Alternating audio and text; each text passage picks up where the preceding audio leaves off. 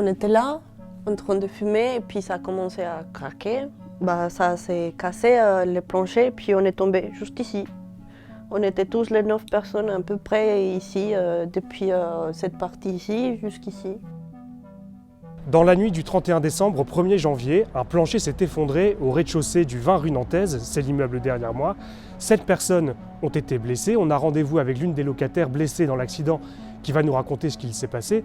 Mais vous allez le voir, cette histoire ce n'est pas un simple fait divers. Elle raconte aussi l'état très dégradé dans lequel se trouvent certains immeubles du centre ancien de Rennes. Je m'appelle Dana, je suis colombienne. J'habite à Rennes depuis 5 ans. Je suis étudiante à Rennes 2. On peut faire attention aux escaliers, ils ne sont pas très sûrs non plus. Ça, c'est le plancher qui s'est cassé. Et c'est là le trou où on est tombé. On était à l'appartement d'à côté, qui c'est un voisin, une personne qu'on connaît, moi et mes potes. Et on était invités à passer une soirée là-bas. On était là, en train de fumer, et ça a commencé à craquer. Ça s'est cassé le plancher, puis on est tombé juste ici.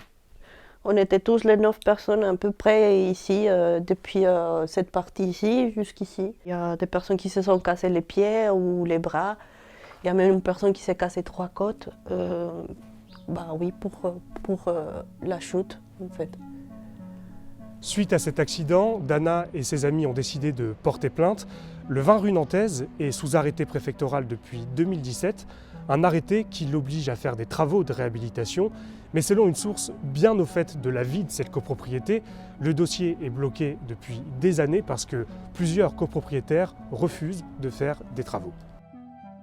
Plein de fois, on l'a dit au propriétaire, que c'est mon propriétaire de cet appartement aussi, de faire les travaux correspondants pour le bien-être de toutes les personnes qui habitent à l'appartement. Beaucoup de fois, il n'a pas fait. Jusqu'au moment où ça arrivait un accident, il n'a rien fait, il n'a pas pris de soucis même pour les victimes. Et du coup, il n'a même pas fait un effort d'empathie envers nous. Du coup, on a décidé de porter plainte pas juste pour avoir une indemnisation par rapport à ce qui s'est passé, mais aussi pour qu'il puisse faire quelque chose, que quelqu'un lui dise de faire quelque chose, des travaux dans l'appartement.